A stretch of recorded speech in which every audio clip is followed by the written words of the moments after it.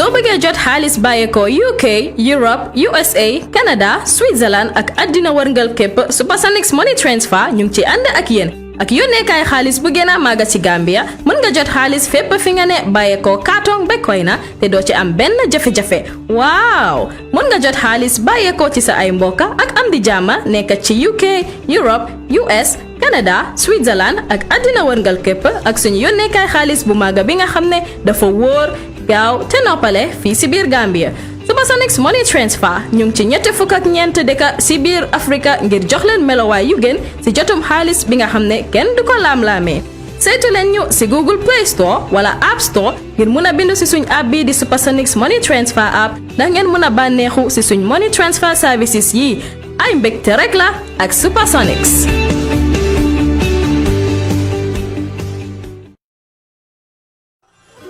Daliba Aho, moro. bari biba ma diari mbakel Konkoto murkoto le konkoto futo koto purkoto boy. muto nyaade man nin kolko sila koto wakata sate koto Prince Kuyate le mamanta nan entertainment. Wala be mbake la semega jane holi ka fa me kora awo. Kala pura benti. Mbe korontoro kan ko ala karam fa janni wala. yenyum kora bemba min da kanake Gambia jang sato dao da tata jen kama de ka fo kora awon amma kan man ten kunno banko ka iko banko nyaton ko min keta adama baroti anala numo nyo first lady Fatma baba. ye nyim ben kere kere sika ya ditel la ka ke nyaton ko Amadou Kora wo fanam be jele don ajaratu fatu sonko bakaw Kora mansa. ni aje be kumbora tumbun ko to salon ko dali ko lewon do sabu Kora man ke bi fenti Baraka. ha Ngoy batar la be on. mbeje ko dura anda mo be mele neti La ilallah, la ilallah, sangay baram, la ilallah, la ilallah, la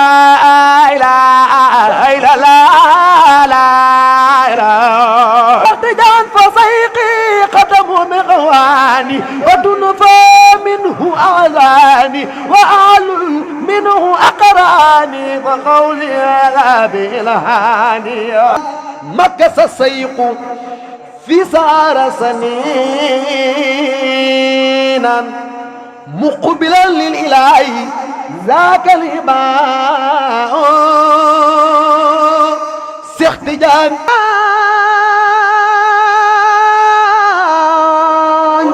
خيبة تربة صفوني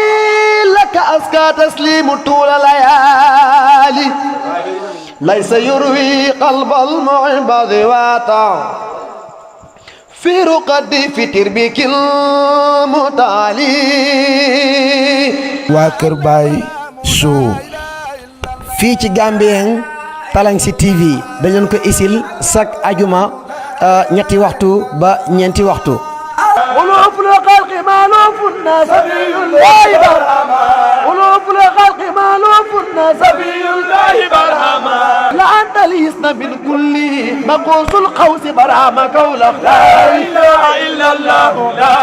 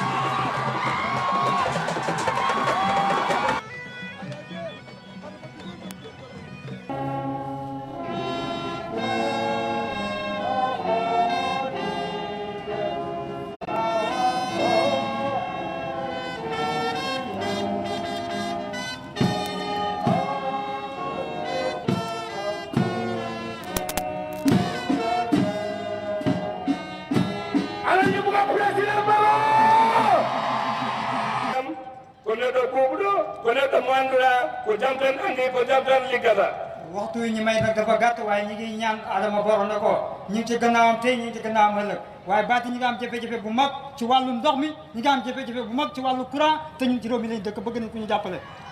mais kalna président Barrow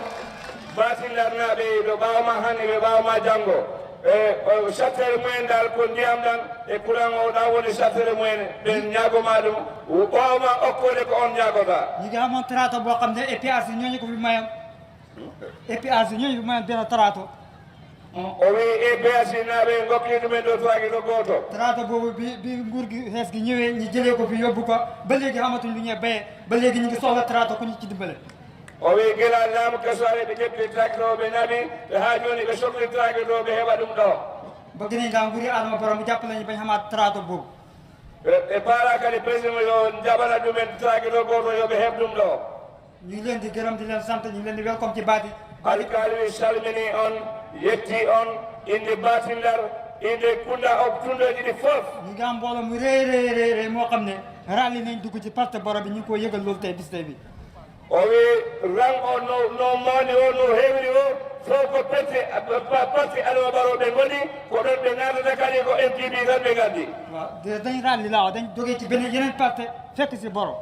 woɓɓe kadi ɓe jiwi ɗo parti woɓɓe ɓe ngari ɓe tawati MPP parti Barrow ay téeméeri nit la ñu ngi fii nii teew o wi ɓe yimɓe kadi ko temedere yimɓe gonɗo mo annduɗa ɓe giwri parti goɗɗo ɓe ngari tawti Adama Barrow e parti makko wiyeteɗo MPP waaw kon nag ñu ngi leen di ñaanal yàlla di leen gërëm ngandi ɓe ñaago yallah ñu ngi gërëm chef yi ci chef yi Balangar mo salmina chefu Balangar ñu ngi nuyu chef yi Ñaani Dia Daouda mo salmina chefu ñaani Dawda Yok ñu ngi nuyu chef o Moro Diawla mo salmina chefu Moro Diawla ñu ngi nuyu chef yi nekk ci division bi yëpp won division kala chefu wonɗo ko alkali salminima yaayi compagnie ñu ngi leen di gërëm di leen sant ci alkali yaay compagnie kala ari ɗo hiɗa ɗo tunna ɗo o salminima ñu ngi leen di gërëm di leen sant o wi salmini o jaari ñu o leen di ñaanal yoonu jàmm mo ñaago lawli o won jaam yal na leen yàlla yóbbu ci jàmm ngeen fekk ba jàmm allah yo nawri men ɗo min tawra kat jaam waaw alhamdulillahi rabbil alamin yo ko momen ɓe fokan non social media ko honorable minister of youth ɓe loftanoɗo honorable ɗum ni sa woni pour yeje ban koɓe mbiyata social media honorable youth ɓewi on no lomitade honorable youth honorable Bakar Badji ministre of youth imoni dari ɗo hay hunde heɓa dafa am problème yi yoon o wi probléme bolon no toon laawol dañ bëgg mu defal ma ko mu dëppook jamono e ɓe mbi mballa ɗumen e laawol ngol yaada e jamono ndax ñu suñ yoonu dem da ko tàccu ji o wi kamɓe laawol makko yehi ha nakkoye to wala ñu dem l'hôpital yahoɓe lobitani wala ñu dem ci suñ capital ba yahoɓe capital ci woon yoon yu njaawi li ñu jaar yaho nin jawoɓe dewata ñu ngi koy wax ne ko ɓe haalanama waa society baati society baati 477 people 477 people ñu ngi sa ginnaaw Adama Barrow ko ɓawma tan ɓe goni président Barrow kon nag kono ñu ngi laa yëgal ne la ɓe barama andinde ñu ngi laa laaj sa ndimbal ɓe lamdi ballugol baati baati ba ñu gëj a bay maalo ak léegi gila ɓe gacci demgol maaro e joni dem na fukki at ɗum yeehi ha duuɓi sappo lan moo ko waral ko ɗum waɗi ɗum xorom ko lamɗam ndiyam woni ɗum suñ jigéen ñi amul kenn ku bayi foro o wi rewɓe hay goto ala toon joni remo faro bëgg nañ ku ñu dimbale ci foro yi o wi mo faala on balla ɗumen e faroji ndax ñun mbay rek lañ xam kamɓe kon ndemto tan ɓe gandi te xam naa ne président mbay rek nga bëgg te mo andi président Barrow kon ndemto tan o yiiɗi kon dimbale ñu ci suñ foro yi o wi faroji ɗi pour ndox mi neex nda ndiyam ɗan wela o iwa lamɗam ah li ma xam ne moom laa de mujjee ko sakke ɗo haalaka président Adama Barrow président Adama Barrow man mi de wax nii kanko mo woni haalo ni su ma dëgg laa lay wax de o wi ko gonga mo woni haalde ñëw naa ñaari yoon sa place sa kër o wi ari laabi ɗiɗi ɗo galle ma loolu ñu ngi ci diggante bañ ak nangu on tuma ko hakkunde ɓayan ɓen ngoni maa ngi ko fekk ci bourse bi o tawi mo bourse bi booy dugg ca bourse bi boo duggee ci néegam sa naati bourse bi so naati suudu muɗum télévision bi mu ngi ci càmmooyam téléphone mo si tammoy dem naa fa ñetti yoon o yahi toon laabi tati kan mooy suma seede omo woni seede mum Fafa Cissé suma jarbaat Fafa Cissé kaaɓirawo muɗum bi doomam bi gaañoo nga sa don bunga e biɗɗo ma gaañi man dem naa jaale ji ko o yehi toon o jaaroyi toon kan mooy suma seede ko moon seede muɗum Mr Jawde Mr Jawne mu dëkk sanc ba Sule Diop e ɗo samba tule Diop ñaari nit rek laa fekk néegam ko yimɓe ɗiɗi tan ɓe tawi to suudu ma kon maa ngi ko xamal ne ko mo hollama man baati laa xam kanko ko baati baati lañ dëkk baati la ñu hoɗi ngi koy tawatal ndox ko ndiyam ɗo baala suñ jumaa ji juma o tan foofu la ñu jaamoo yàlla ko toon ɓe juulato ɓe jaamo Allah wax nañ la ko ci biir jumaa ji ɓe kalanima nder juma suñu school bi oɓe school o xale school tikke yi faa jàngee oɓe sukaɓe janggoɓe ɗon xam tikke yi amul fuñ fanaan si tawi ngalaɗo ɓe mbalta société baati yi ñoo ko toppatoo ba fu nekk ni ñu ngi koy liggéey société baati ɓen mbaɗi topoto ha joni ɓe ñu liggo ngay wax ñu yore wàllu njàng mi ɓe mbiya joguɓe wallu janga ñu o ngi dimbale ñu ɓe mballa ɗumen ay waxee ci kàddu ndaw yi aɓe ƴiyam ammo haala inde sukaɓe ɓen ɓe salmina sukaaɓe ɓe maa ngi waxee si baal moo jol fe rek alma asma la jol fe ministre maa ngi waxee si kàddu ndaw yi o wimo haala demgal sukaɓe maa ngi nuyu président bi o wimo salmina président amen xale yi nag ñoo ma yónni o wi ko sukaɓe nelimo man maa youth coordinator NPP kanko on youth coordinator NPP xale yi kontaan nañ torop si président bi o wi sukaɓe ɓe beltima kulle président amen soo waxee président bi rek benn xale du nangoo toog sa haali inde président Adama Barrow hay suka goto ala jooɗotowo suka gorko e debbo xale yi ma di école yëpp ñi mu leen a risi pour yóbbu leen e mo noddoto sukaɓe ɓe fo wata wadde ɗumen fo risif suma téléphone bi du dee fay guddee ak bëccëg o wi téléphone amo mayata guɗe jema e ñalorma xale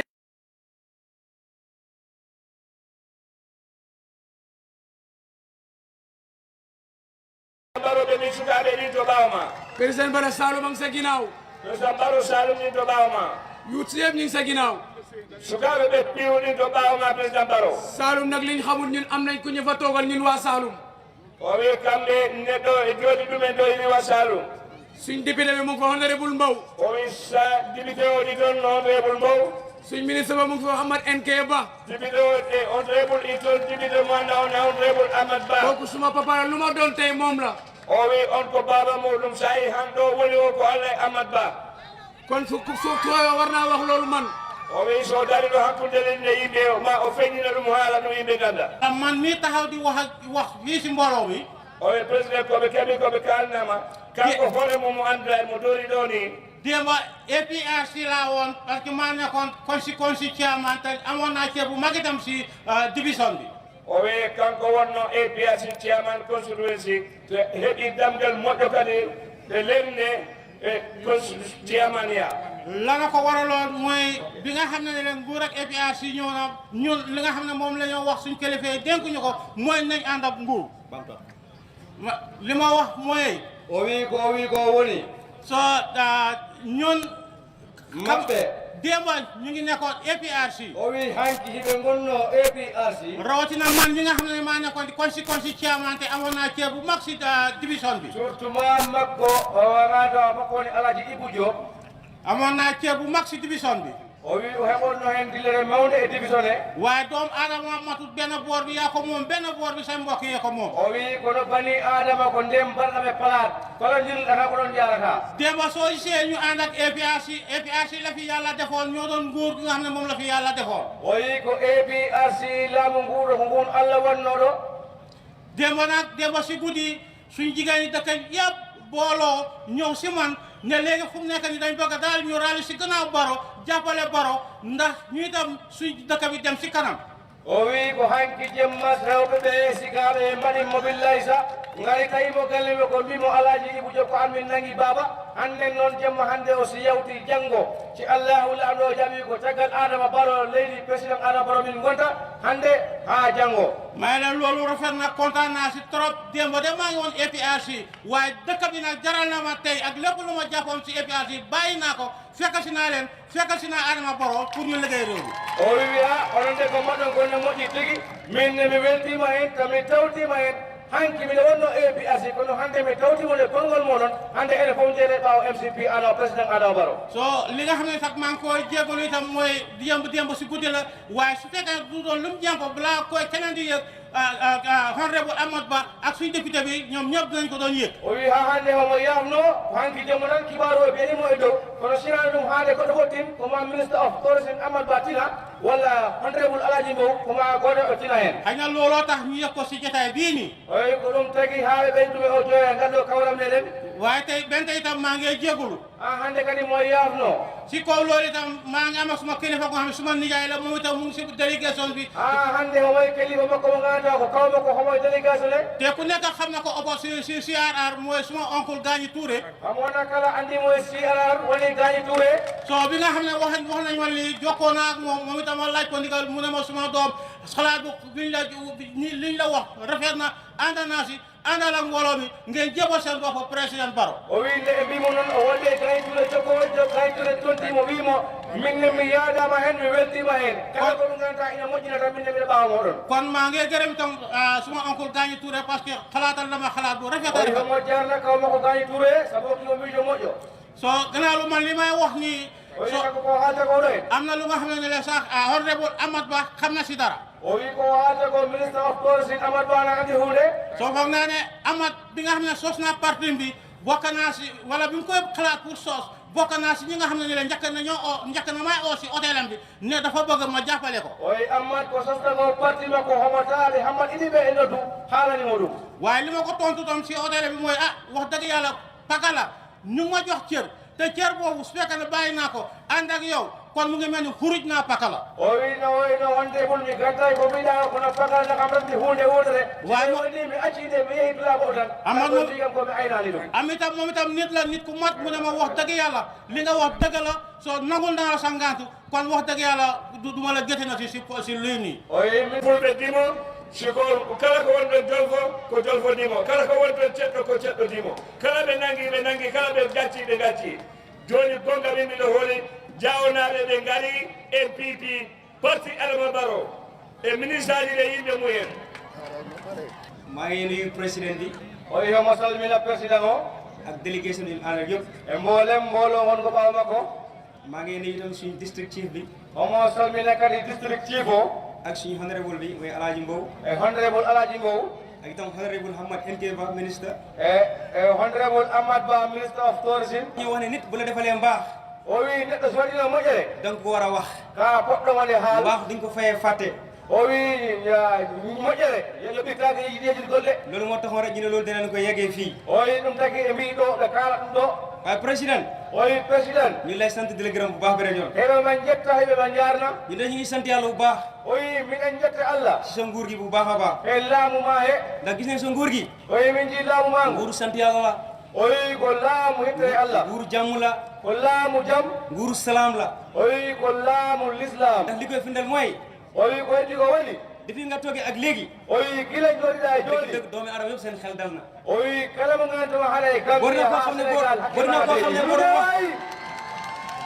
bari na xam amoon na jamono o wi no woyoto e jamanuji boo doon toog di wax o wi saɗa jooɗoɗa haala wallahi da nga gestu sa gannaaw ko ma jettitoɗa ɓaawo ma de li olof di wax kilo bi jëw li war a gëstoo o wi ko jolfo wiita ko kilo ñoore innawla liiba recita ko loolu moo amoon si jamono yooyu o wi ko ɗum wonnoɗo tey nag o wi hannde yaa ngi wax lu leen neex o wi hannde haala ko welmako kenn ku ne nga am jàmm o wi mone kala heeɓi jammu ñu la bàyyi sa sago ala ca sago ma yaa ngi doxal sa business nu la neexee aɗa yaara e business ma kenn xatalul la o wi hay goto ñiɗama yore sa njaboot nu la neexee nogoɗa ɓesguma no welirmani sa njaboot ni la neexee nguurda e ɓesguma no welirmani kenn xatalul la o wi hay goto ɓicinanima kenn tegul la finna hay ak goɗenama caɗele dëgg loolu bu ñu ko war sigale buur bu ñu war sa yàlla war sigale bu mel noonu o wi si tawoni Allah adanima lamɗo baaɗo noon dëgg loolu dañ ko santé borom bi subhanahu wa taala o wi ɗum heɗen potitti Allah dañ koy ñaanal yàlla rek ne o wi eɗen mon ɗon e Allah ne réew mi o wi jig nañu de o wi jig nga ñu lool o wi haɗa men jigi président Barrow jig na réew mi réew Gambia o wi président aɗo Barrow haɗa jigi leydi ndi waaye yàlla na réew mi jig yooyu itam o wi kono angane yo leydi ndi jigma ñu ngi lay ñaanal itam oyi eman duwono yàgg fi lool ɓooyaɗo bu ànd ak barke yaada e barke bu ànd ak njëriñ yaada e nafoore ndax loolu rek moo am solo oy kum tawat solo dëgg miɗo salmina président mone mo ngenayo président jam mone président o jammo président ɓantare mone président o yokkude président ɓural mone président o kamne moye gueɗel on woni homo mone koko moye kan woni Adama Barrow moye président Adama Barrow woni président jam woni président ɓantare mu ne Adama Barrow mooy président mu jàmm mooy président mu yokkute miɗo salmina honorable Hamad Ba ministre tourisme mu ne mu ngi nuyu ministre of tourism mooy Amat Ba Gambia meeɗa tidde nekkono heɓa hono o président mu ne Gambia mosuñoo tëdd ba nelaw génte comme ça bila Adama Barrow jooɗi mu ne ba Adama Barrow toogee ba léegi ko jam tan woni e leydi he mu ne jàmm rek moo nekk si réew mi ala mbo riwa mu ne dàquñ kenn ala mbo lippa dooruñ kenn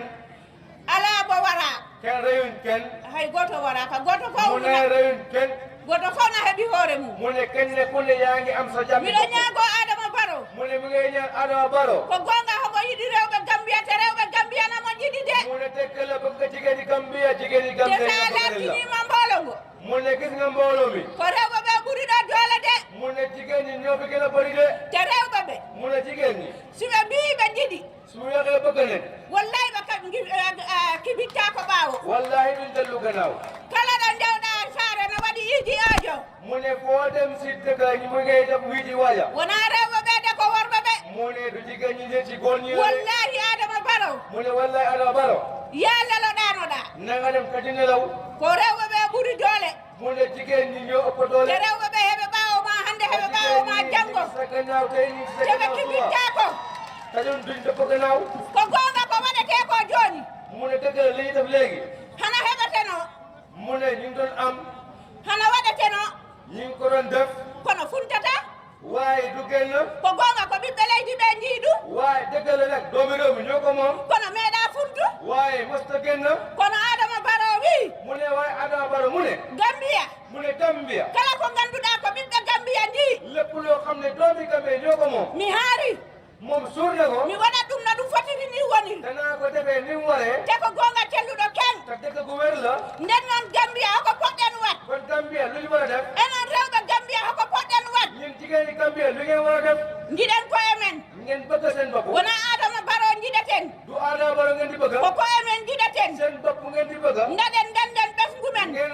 rawale seen njaboot nafoɗen ɓesgu meɗen nafe ngeen jëriñu seen njaboot jëriñu Adama Barrow mu ne Adama Barrow miɗoma holla ha hande rewɓe Gambia tey mu lay woon jigéeni Gambia ɓe tampi de sonn nañ walluɓe no waɗi ɓe ngannduɗa mu ne nga dimbali am na ñoo xam ne koye gadinɓe ngoni si gaadin lañ ne koye ladde heɓe liggoto si Allah bi la ñuy liggéey kala liggotonoɗo gadin to ladde to képp ko liggéey gaadi si Allah bi a woppi bàyyi nga jagani mu ne baaxul ɗuma lamɗam ñaami lala xorom lekk na ɗuma kala ko ɓendi sama lépp lu si yor rot e miɗo holla Adama Barrow kadi mu ngay woon président Adama no Barrow waɗi rewɓe ɓe ngannduɗa am na jigéen yoo xam ne ko faroɓe njahata faro la ñuy dem ko faro woni ndungu maɓɓe mu ne faro moo seen nawet woni teeɗu maɓɓe moo seen noor ɓe ngara lawol amul yoon heɓe jiɗi liggo te bëgg nañoo liggéey miɗo yiɗi Adama Barrow bëgg na président Adama Barrow walla rewɓe ɓe he laabi paraji he dimbale jigéen si yoon walla rewɓe ɓe he gadinaji he dimbale jigéen si gaali gi Adama Barrow mu ne Adama Barrow miɗoma ñaago mu ngi lay ñaan ha leydi kansuloji ma ɗiɗi ɓe mbaɗi sopporte mu ne sa lidi kaysule ñu ngi la supporté gaccita he majji hakkil mu ne nga bàyyi si ñoom xel wallahi mu ne wallahi sa nani leydi kansulo watta campagne soo déggee lidi kaysule def campagne waɗi ko yawtiɗo ɓooyani mu ne am na lu fi jàll yàggul inɗo chief ko seede mu ne chief seede la nde Mama Kande wino waɗa meeting saare amen Mama Kande ba ma mu nga dem Oumar Ba kooli kam Oumar Ba kool ko mbimoom mi tinani mu ne ko yëguma kono ɓay mi tini mu ne gannaaw yëg na watta du fi am o wi kam sala mu ne ko sala mbimomi naam mu ne ko naam o wi kam si waɗi mu ne su demee mi anda ka goɗ debbo mu xam ne yow mbimomi billahi watta mu ne ko billahi do gimmimi jami to alkali mu jóg dem si alkaali alkali wi kam siɓe mbaɗani forcé alkaali mu ne ko fekkee ne muy forcé mbimomi ane saare ma mu ne yow sa dëkk bi ko wona lawol du yoon waɗe hen forcé ñu def si forcé nden an ko gonɗa mu ne kon yow loolu alkaali mbimomi salo mu ne ko bayal waɗani de defut de nden noon Adama Barrow mu ko Adama Barrow miɗen ɓaawo Allah ñu ngi si gannaaw yàlla miɗen ɓaawo ma ñu ngi si sa gannaaw maa ngi ñekk nuyu ayo miɗo aɗo salminde président Adama Barrow mu ne mu ngi njëkk a nuyu suñ kilifa réew mi di président Barrow e kala mo ardi ak ñëpp ñu mu àndal si yoon bi miɗo ɓiya bisimillahi Upper Saloum ñu ngi laa wax ne bisimillahi wa excellence si biir Upper Saloum e ɓaaw ɗum ɗon miɗo salmina honorable Mbow mu ne gannaaw loolu mu ngi nuyu honorable Mbow miɗo salmina regional chairman NPP Alaji Sadj Alaji Sarr. Alaji Sarr jonal chairman NPP mu ngi lay nuyu. Mbiɗo salmina district chairman o Bouba Ndiaye. District chairman Bouba Ndiaye mu ngi lay nuyu. Mbiɗo salmina youth yi Upper Saloum mbiɗo mon wiya on jarama jof mi weltima. mu ne nday Upper Saloum mu ngi la nuyu di nuyu di leen wax ne jërëjëf kontaan na ci yéen. Mbiɗo salmina chef astafurlah mbiɗo salmina alkali Bati Ndar. mu ne mu ngi nuyu alkali Bati Ndar. e baatiji keddiɗi ɗi fof. ak yeneen baat yi ci des. mbiɗo ɓe jarna. maa ngi leen di jërëjëfal. mbiɗo seetti ɓe mbaɗi Bati Ndar waɗi teddugo ganduɗa meeɗa wate Upper Saloum. maa ngi seede ne def ngeen fi teranga bu nga xam ne musta am bi Upper Saloum mooy yéen waa Bati Ndar. kono noon ko président Adama Barrow jarani ɓe ɗum. waaye loolu seen aada la gis nañ ne président Adama Barrow moo leen jaral loolu. fof nani samedi jawtuɗo Mamma Kandé waɗi ɗo meeting. ñëpp réeré wuñ be ne samedi bi passé Mamma Kandé amoon na fi meeting. kono Bati sellini maɓɓe ɓe ngalanamo. waaye waa Bati wan nañ ko ne ñun faruñoog yow. sabu ɓe ngalano e meeting e. parce que kenn génnut jam si meeting bi. e départ moɓe mbaɗi hoye ɗum ɗo tan settima ne tawi ko gonga tawi ɓaw Adama Barrow. départ buñ fi def rek loolu firnde bu leer na ne dëgg yéen waa Bati gannaaw président Barrow ngeen nekka. Bati Ndar tan capanɗe jeetati e ujunare e ko fawi.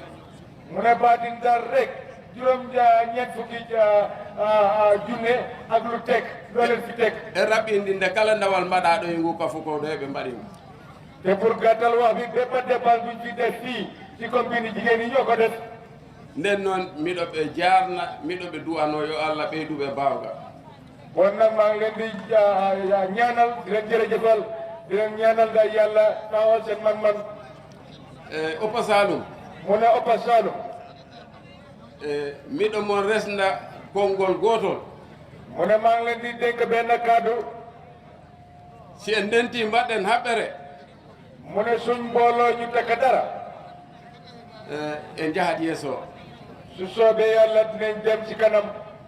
Adama Barrow de ko liggéey immini mo. mu ne président Barrow de liggéey ko tax a jóg. enen ne koye liggotooɓe. te ñu nit ay liggéeykat lañ. kono noon leydi ndi mi annda ko hoɗum woni sababu o kono leydi ndi ndi saggi tan.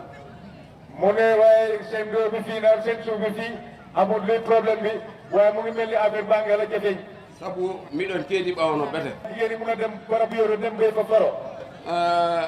ɗo baldiran mi haalam. mu ne fu may daanale kàddoom. alhamdulillahi rabbil alama ko wonno ko opposition e nder Upper Saloum. mu ne alhamdulillahi rabbil alamin pour no opposition biir Upper Saloum fii. ɗum ɗo ko seede. mu ne lii rek firnde la de. kono ko waɗi ko heddi. mu ne waaye am na lu des nag. ko woni anniye amen. ñun lu nekk suñ eede. 2021 election. mooy 2021 election. min jahanno oppose député.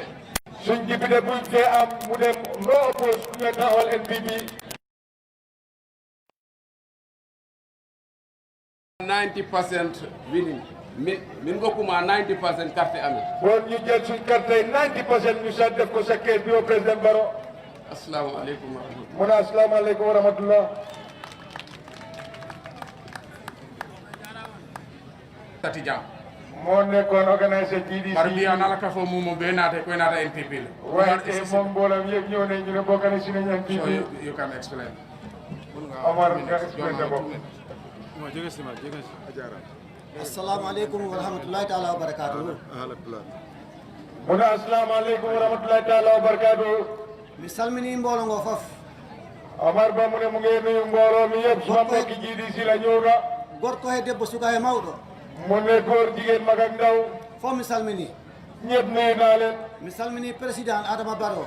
Your Excellency président Barrow mu ne nuyu na la. mi salmini burodam honorable Hammad NK Bah. mu ne mu ngi nuyu magam honorable Hammad NK Bah. man maa nekkoon fii GDC organiser ko mi wonno ɗo GDC organiser. mu ne moom moo nekk GDC seen organiser fii si tunda bi fii man seede naa loolu. mi ɓooyaani toon kono duuɓi ɗiɗi mbiɗa liggoda e maɓɓe.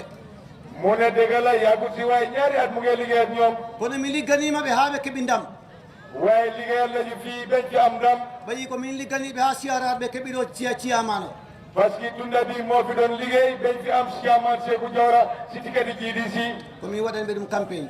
campagne bi moom moo ko jiite woon fii kono jaadema ha tawmi neɗɗo ko bandum waaye dem naa bàyyi xel lépp xam ne nit daal sa mbokk ala parti mo ponmi won hannde caggal Hammad Ba man gëstu naa seetaan ne man format toppa ɓen parti luɗut parti Amadou Ba ɓeeɗo rewɓe fof ko NRP ɓe gonnoon e jaaɓi GDC gettimi ɗon gaddumi ɓe GDC jigéen yi yëpp NRP lañ nekkoon ma yóbbu leen GDC te génne na leen GDC indi na leen NPP te worɓe maɓe heɓe toon worɓe maɓe tigi heɓe gonno GDC kono ɓe jaltum GDC hannde ɓe gartum MPP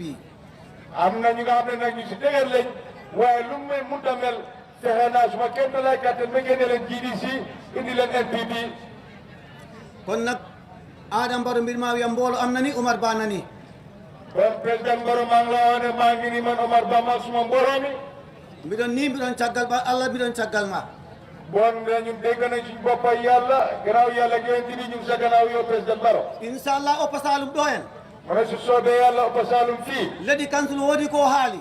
leydi council am na lu mu fi wax pour affaire GDC pour affaire GDC yitko mon ɗum lernan pour seetal la loolu rek komin tigi haalannomo ɗum man suma boppa maa ko xool loolu GDC heɓe ngari dow am waa GDC dañ ñëwoon si man mi yaltume maɓe ɓe ganda mi yaltume maɓe man bu may génn si ñoom ñoom yëgul nañu man génn naa si ɓe ñoom ngari ɓe mbi ka alkames eɗen keeɓi heɓme général meeting Goudia Kanka mu ñuy ñëw si moom ñu ne ko ñu dañ am meeting buy jaaxanka ɓe mbi kam tawoyɗa mbimɓe bisimillah ñu ne ko dañ bëgg nga ñëw fekkee si loolu mu ne bisimillah nde ɓe jalti noddumi sala buñ génnee ma o sala mbimomin sala tilma GDC heɓe ngara meeting saare mon ma ne ko sala yënga ne GDC ñu ngi ñëw meeting sa dëkk a tilma heɓe ɗon keeɓi pari ralli ma ne ko yënga ne GDC ñu ngi am si ralli foofu sala ɗum waɗi hen tan mi andana wonata debbo a wontum gorko mbimomi sala ɗum si waɗi hen tan mi anda an a wawata liggey ma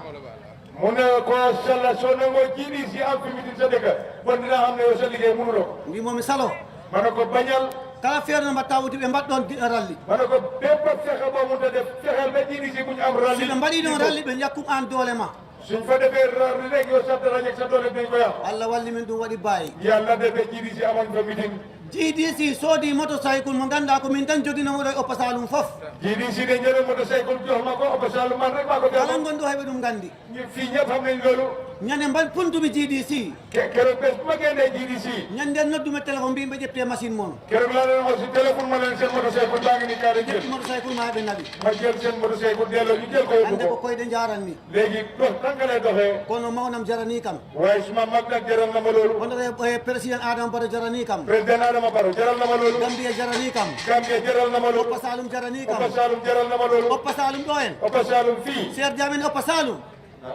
seerde amen Oppa Saloum mu ne suñ seet bi Oppa Saloum bala ñuy taggo Oppa Saloum mu ne su soobee yàlla bala ñoo tàggoo Oppa Saloum no oppose mo fey ne gaay ko no oppose woon no oppose mo fey ne no oppose woon da amul gaay benn parti buy ñëw fii nga am fi doole ala parti aro gaay heɓoo gaay doole heɓta hay gooto ɓe heɓta duñ am kenn wassalam wassalam on jaara ɗum suudu a meeting kende mbaɗa suudu ñaani sukuta mu ne demba meeting bu am fayda la am ñaani sukuta anene ñaani waaw jërëgeen jëf jërëgeen jëf jërëgeen jëf maa ngi nuyu mbooloo mi yëpp André Boli mo salmina mbooloo ngo fof di nuyu waa Pakala mo salmina Pakala na e fof di wax His Excellency welcome to Oppa Saloum omo yo président o bisimilla ma ɗo e Oppa Saloum di welcome ministres yëpp o yi mo yo bisimilla ministre aji fof ak on secrétaire yëpp e mboolem ɓerɗo fof ak njabooti Oppa Saloum e ɓesgu Oppa Saloum fof njabooti Oppa Saloum o wi ɓesgu Oppa Saloum mooy NRP woni NRP mooy NPP woni MPP ñoo bokk ndey ñoo bokk baay kamɓe ndenti yumma kamɓe ndenti baaba NRP o wi NRP soo génnee aar sa eti ar def P mbaɗɗa P nga am NPP keɓa MPP NPP o wi MPP soo génnee benn P sa futiri P goɗo def R mbaɗa ar NRP keɓa NRP so kon ñun ñëpp benn la o wi nden fof ndenti yumma ndenti baaba maa ngi nuyu waa Bati o wi homo salmina baatinaɓe di wax ne rek kontaan naa homo e wiya o weltima sagal ngeen waa Oppa Saloum o wi on turtini Oppa Saloum naɓe parce que waa Bati lu ñu def tey o wi baatinaɓe koye mbaɗi ko hannde yàgguma si politique de o wi o ɓoyani politique waaye gisaguma ko fii o wi kono mbeɗa wi kawon kon ñu ngi leen a sant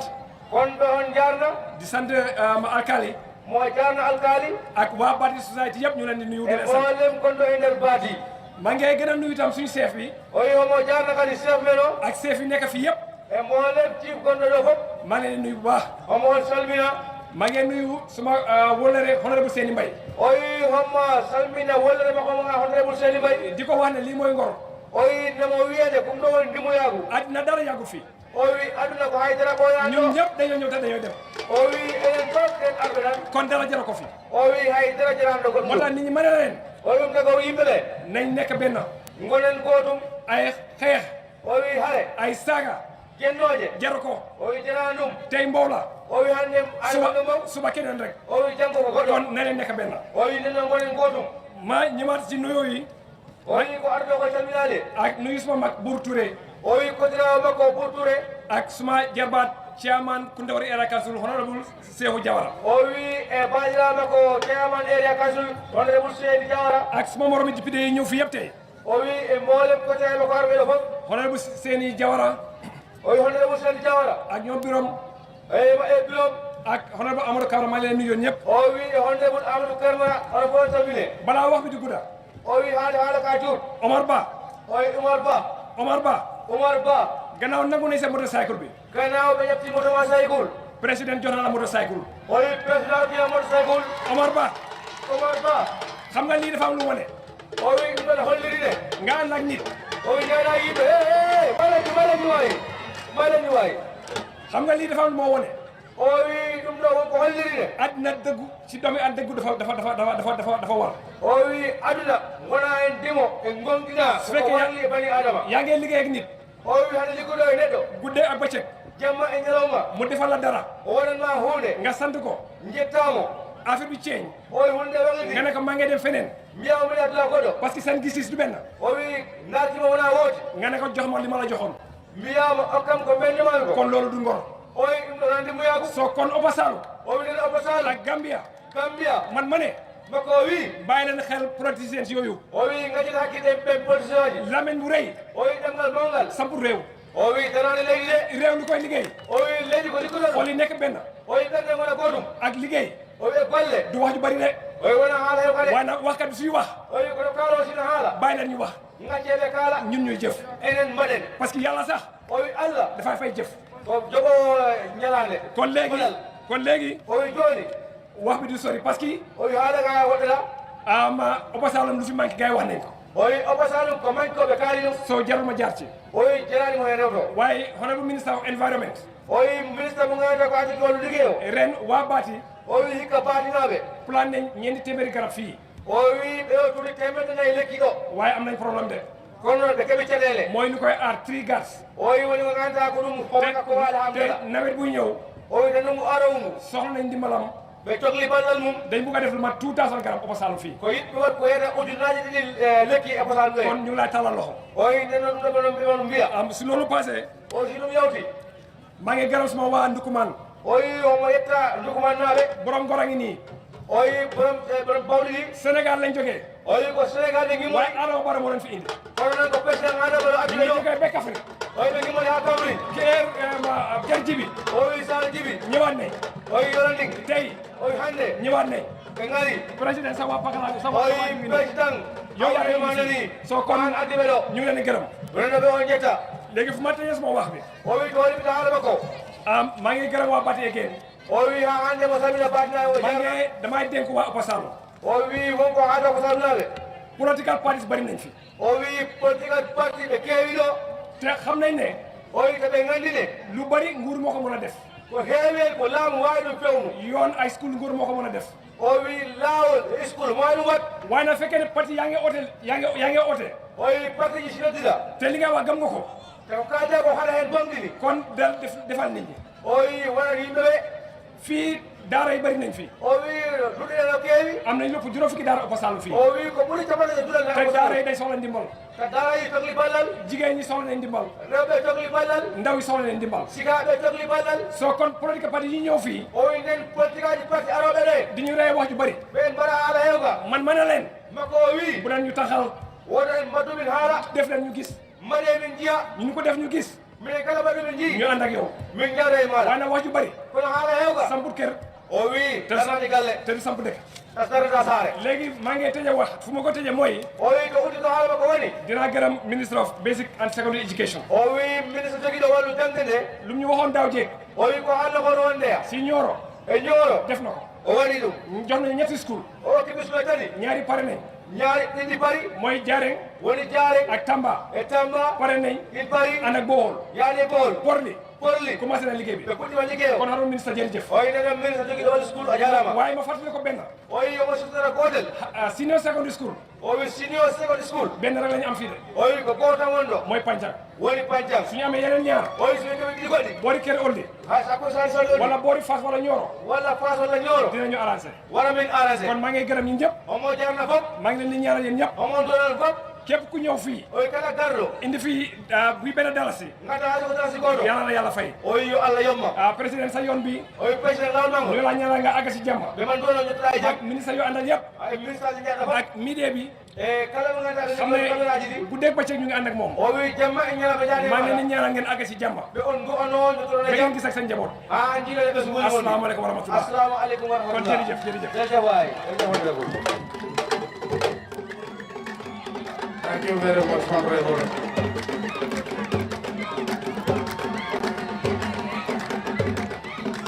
Thank you, thank you, thank you.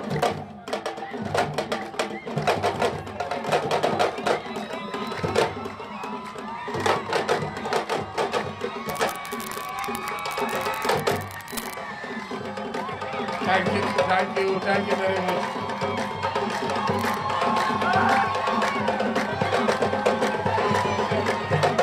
Honorable Jarigo.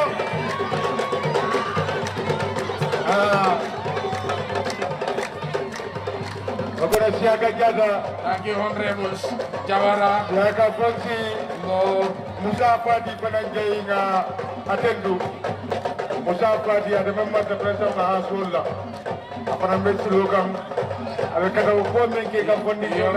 Media House fana motivation men ke kam yo excellence le Musa Fadi fana mu jadol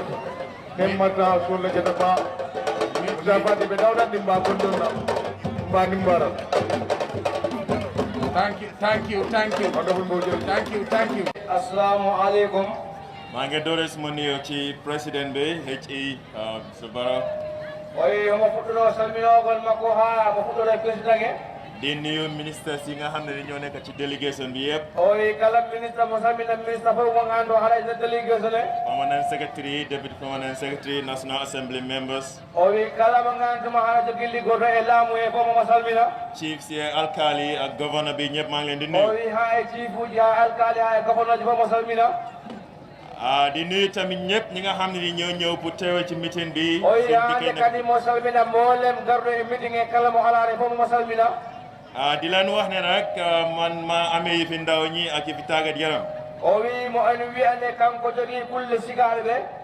te bu yàggut nag la jël place bi am na ñaari weer léegi. o wi ko yaani ko heɓi ko place o kadi ko place jo ko leppi ɗiɗi yarata. waaye li ma buggal yëgal ndaw ñi ak muy góor ak jigéen képp koo xam ne nii yaa ngi ci réew mi fii. o wi ko yiɗi ko haalan sigaare ɓe debbo e gorko suka e mawɗo taynane leydi e ɗo en. ne am nañ président bi nga xam ne nii gëstu na ci fi ndaw ñi bu baax. o wi heɗen jogii président mo nganduma homo yettiti e kulle sigaare no feewi. parce que man bi ma joxee place bi am naa waxtaan ak moom te li ma wax leer na. o wi ko kako place o joddi e makko to ko haalima ko no wayno ñalawma. mooy yaakaar la am te yaakaar boobu lu ñu ciy séntu mooy pour ñu liggéeyal ndaw ñi. o wi ko yaakaaru heɓi hen ko yaakaaru no ko yiɗi ko hen ko pour ligganagol sigaɓe ɓe. te bëgg na tamit ñu yóbbu yëfi sport yóbbu ko kanam. o wi to mo yiɗi nganduma liggey toftol ɓalli ɗum kayni mo yiɗi ɗum yaara yeeso. te mani tamit ci loolu laa door ak team bi nga xam ne ni moom laa fekk ci ministre bi. o wi de makko ne ko ɗum o fuɗɗi te ko ɗum o waɗata ministre ɗo.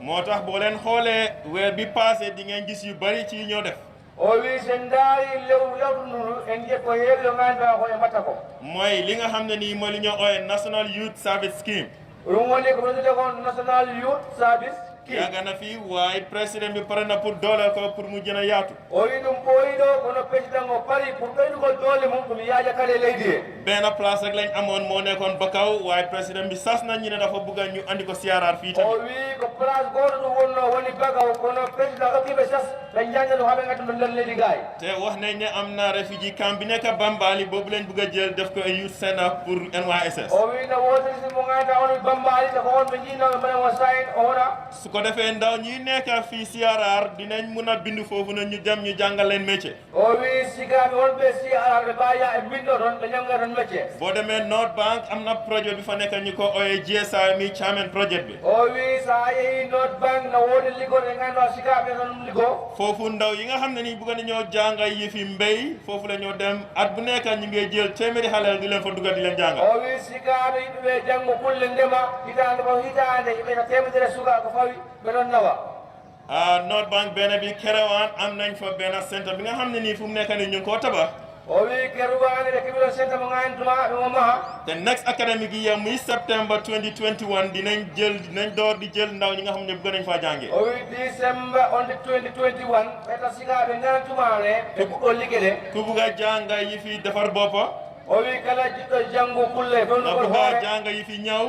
o wi ɓe jangga jokkol. waa nga bugg a jànga carpentry. walla jiɗa janggo carpentry. boo demee foofu dinañ la jàngal. sa yiɗino a jangguinte. gannaaw yi fi métier yi nag. o wi ha hande noon. xam nañ ne ndaw yi Gambia bugg nañ fi tàggat yaram especially football. o wi homo andi sigaaɓe Gambia toujours heɓe jiwede coftal ɓalli. président bi sas na ñu ne suñ sport bi munta dem kanam.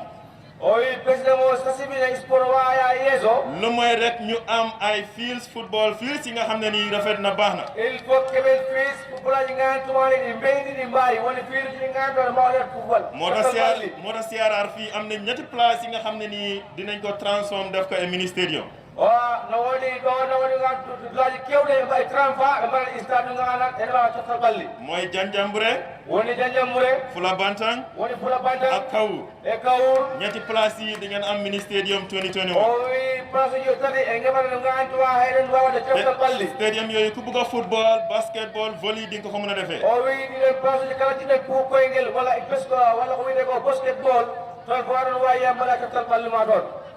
kon ndawi Gambia li ma leen di wax mooy. o wi sigaaɓe Gambia ko wi taman woni. yàlla def na am ngeen président bi nga xam ne nii gëstu na seen mbir bu baax a baax. allah okki el président mo gantuma homo yiɗi kulle sigaaɓe no feewi. ba pare mu jël ndaw jox ko ministre bi ne liggéeyal ak ndaw ñi. waɗi kadi eddi cugaagu kadi dow cugaagu rokkumo cugaagu kadi wattidirgo sukaaɓe. nga ndaw ñi dafa am luñ daan wax ñu ne duñ mun a liggéey suñ biir on les ñu boole ñu ci mooy ne nguur mënut a liggéey waxtaan yi fi ndaw ñi fekk ndaw ñi bokkuñ ci. o wi ko hollide misal ne laamu wawa yaade ta sikaaɓe ngala yeeso makko. te man xam ngeen ne ci fi ndaw ñi laa yaa ngi yëngu. te en ngandi kanko koye kulle sikaaɓe o dilla. moo tax li ma leen di ñaan rek mooy kaa leen ñu bokk jubluwaay. o wi ko toroɗo en enen fof ngaren keɓten jaaden sengo woɗo. ñu bokk yéene. ndenten miijo. ñu xool li nga xam ne nii moo ñu soxal. ndaare ko ngantuma ko ɗum nafata en. si suñ dëkkuwaay. e ko digal men. ñu daal di ko binda. minden ɗum. ñu waxtaane ko. jewtiten ɗum. li nga xam ne nii area council moo ko war a def. ko ngantuma ko area council foti ɗum wadde. dinañ ko yóbbu si area council bi. ɓe nawan ko area council. jàppale leen ñu dof ko. ɓe mballa en ɓe mbaɗa ɗum. li nga xam ne nii central government ñoo ko war a liggéey. ko ngantuma ko gouverneur ji mbatta ɗum. ministre bi am nañ bunta bi pour def ko. oye ministre o mo jogii pour demugal waɗgol bu fekkente ne sax ndaw ñi dañ am business waaye amuñ xaalis pour yokk seen business bi. o wiyte woni sikaaɓe ɓe jogii business kono ɓe ngala xaalis. bu yàgg weer bi passé rek ministre of youth and sports ak finance liggéey nañ ba am lu mu 20 millions. o wi duule rewɓe ministre jogiiɗo waɗu coftal ɓallingal o liggima ha million ngaji ɗiɗi. président Barrow dal di ñu wax ne jël leen ko ngeen lebal ko ndaw ñi ñu dugg ci business. président Barrow wallatiɓe ñamle ɗum sikaaɓe ɓe jaha mbaɗa business. te loolu fu nekk ci réew mi nag ku bëgg a am business da nga jël forme bi dinañ la train. o wi ɗum ɗo ko nder leydi kala jiɗɗo wat business atat fomo mbaɗa gannaaw buñ la jàngale pare jox la xaalis bi nga dem ubbi sa business nga doxale ko ni ko bëggee. ɓe jaha ɓe ñanginma ha waktu ɓe jiɗo jaha guddita business maɗa liggo. kon nag dafa mel ni lu ndaw ñi soxloon am nañ. oyi nden noon no wayno ko sikaaɓe tonuɗo o keɓi. léegi ñun lu ñu war muy ndaw ñi. oyi ko waɗɗiɓe ko maɓɓe sikaaɓe ɓe. mooy ñu dog bokk benn jubluwaay. enen fof gimmon ndenten yéene gooto. jàppale ki nga xam ne ni mooy président Barrow. nanganen mo ngannduɗaa on président Adama Barrow. ndax liggéey bu mu sumba. mu dal di ko jeexal si jàmm te nu ñoo defee loolu mooy hono mbaɗiten ɗum ñu won nit ñi ne ñun gisuñ kenn ku mooy président Barrow mbiyen en jaani hay gooto sina président te Adama Barrow loolu wone ngeen ko ba pare sax ka ɗum hollirama ha parce que bari ku xool géew bi ni mu mel o wi sa ndaari ɗum ɗe no wayi di nga xam ne ndaw ñi ñoo fi gën a bari o wi on ganda sigaɓe ɓuri ɗo heew kon ndaw yi siyaaraat yëpp o wi nden noon sigaɓe maa siyara ngi leen di wax jërëjëf mo on wiya on jarama di leen ñaan ngeen continuer di jàppale président bi omo on wiya kadi nen yen ɓeydu nango président Adama ngeen Barrow andi seen xalaat yi ñu liggéey o wi gaddan miijoji men moƴƴi ɗi loolu mooy yóbbu réew mi kanam oy ko noɗo leydi yeeso te loolu fi président bi nekkee ko ɗum président o walliri ɗo 2021 nag soreetut o wi 2021 xam nañ ne gars yi dinañ commencé di ñëw fii o wi noon tan anda puɗata ɗo ar yéen nag xam ngeen o wi enen ne gandi seen carte ko leen ko jox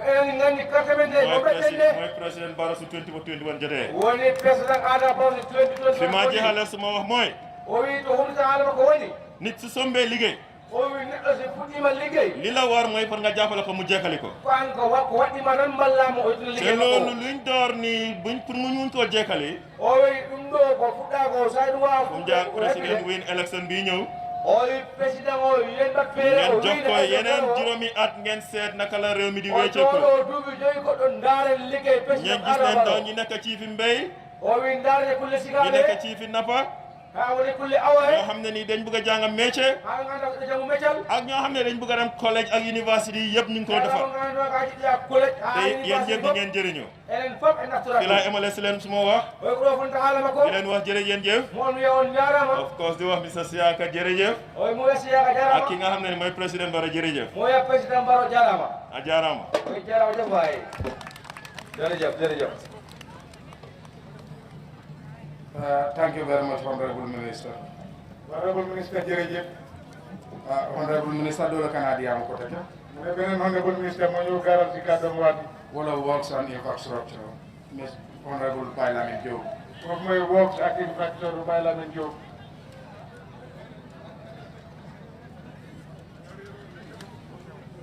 Waaleykum. o wi assalamu aleykum Waa Baati Ndar. o wi baati ndar naaɓe Assalamu alaikum Opa Salum. o wi assalamu aleykum leydi Opa Salum Assalamu alaikum waa ñaani ja waa ñaani ñi fi nekk. o wi assalamu aleykum ñaani ja e ñaanina e fof ak Lowa Salum sax. e Lowa Salum kadi maa ngi nuyu gouverneur bi Siarar Aba Sanyang. o wi homo salmina gouverneur men Siarar Aba Sanyang maa ngi nuyu chef bi. o wi homo salmina Sifo Demba Sy ak alkali Baati Ndar. e aljom saare Baati Ndar o maa ngi nuyu imam bi. o wi homo salmina imam o ak kilifa yi fi nekk yëpp. e mboolem kilifa garɗo ɗo muy góor muy jigéen. woni gorko woni debbo maa ngi nuyu National Assembly member honorable Alaji Mbow. o wi homo salmina député mono honorable Alaji Mbow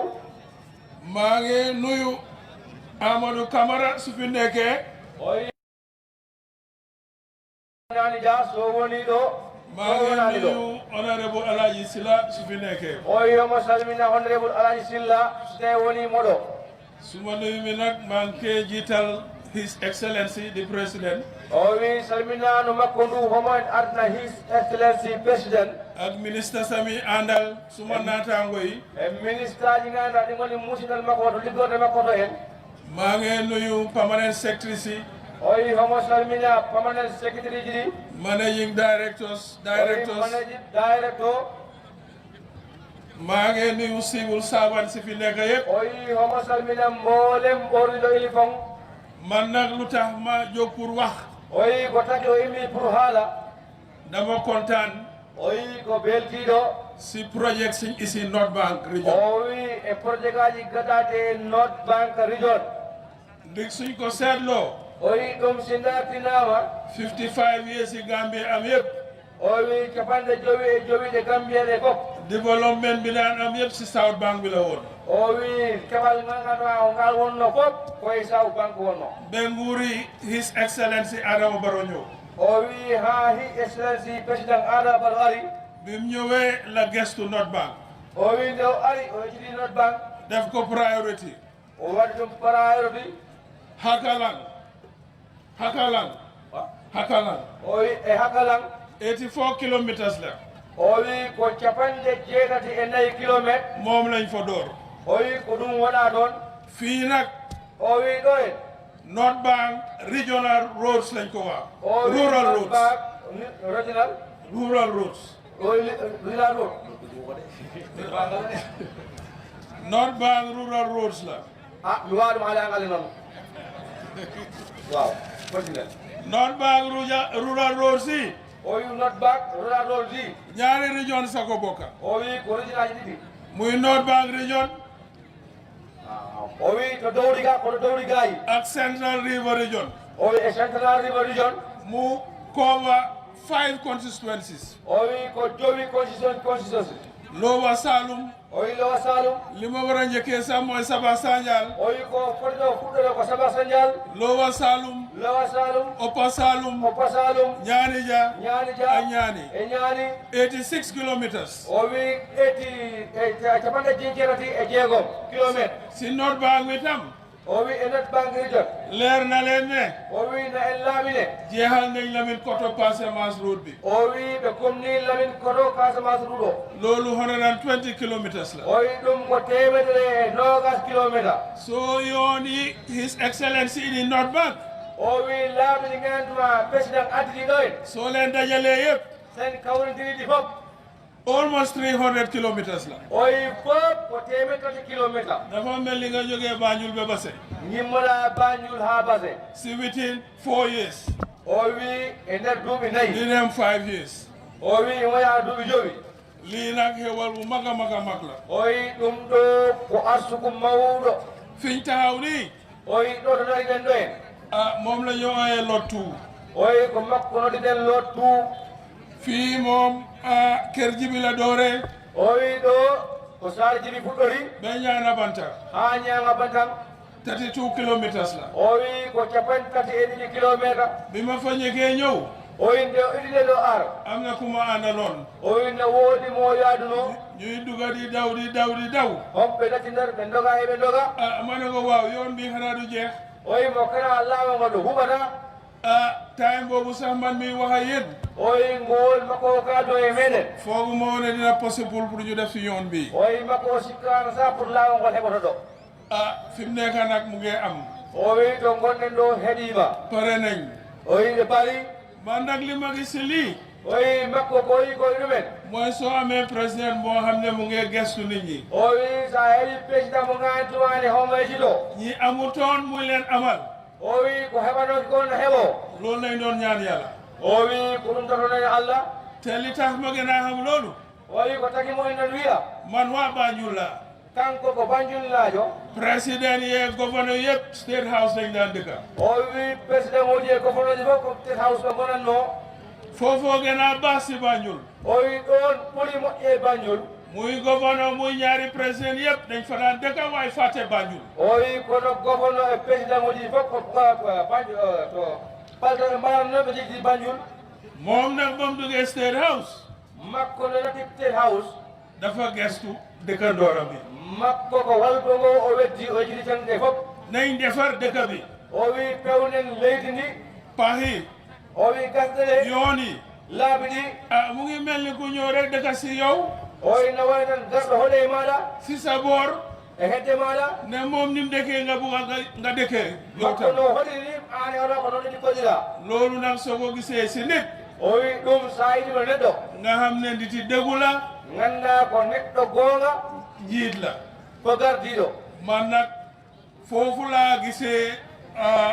leadership bi président Adama Barrow o wi makko ko ɗon no yiiri président Adama Barrow ko ɗum immani mu ngi liggéey ñi nga xam ne mu ngi liggéey place yi nga xam ne dañ leen fàtte woon omo liggo place yi ganda ko jijita te ñu ngi sonnoon o wi te yimɓe comnuno ɗum boole si dëkkandooram yi o wi sattuma ɓe ganda ko hoddi e makko ɓe loolu tax ma ne fii pour taxaw fii wax dama kontaan o wi ɗum tagi makko dara gonɗo haala ko beltiɗo hen looloo tax ma taxaw wax fi ɗum tagi o dari o haali ɗo man nag bu na jeexal suma wax o wi makko moyɗi annu humno haala makko di gërëm suma ministre yi ñi fa nekk di liggéey ak man o wi homo salmina ministre ji ganduɗa ko ɓen gonɗi e makko na to liggorɗo ɗo muy suma permanent secretary woni papa baɗoyaw makko MC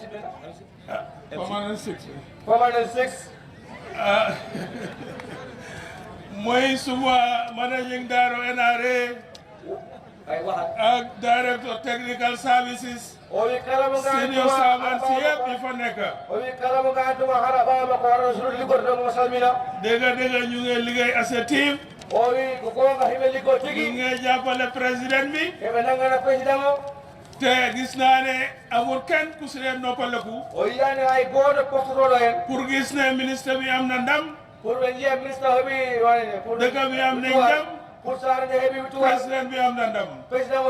yéen ñi fi ñeeka yëpp maa ngi leen di sargal jërëjëf on jarama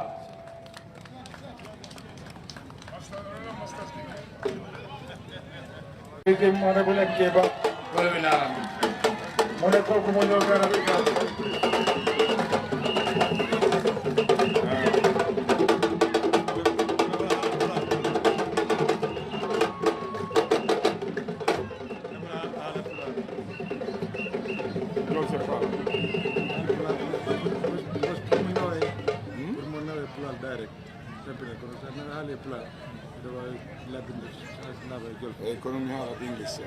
Assalamu alaikum,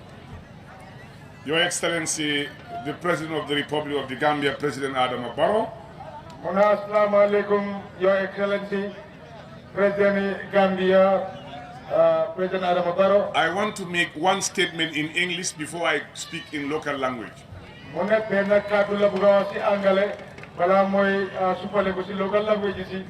Let me make it abundantly clear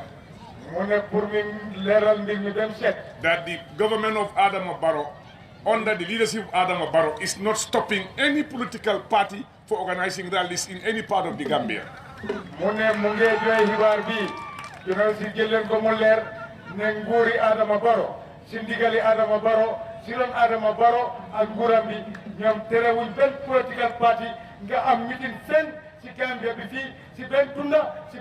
Adama Barrow is a Democrat and believes in democracy and the rule of law. Adama Barrow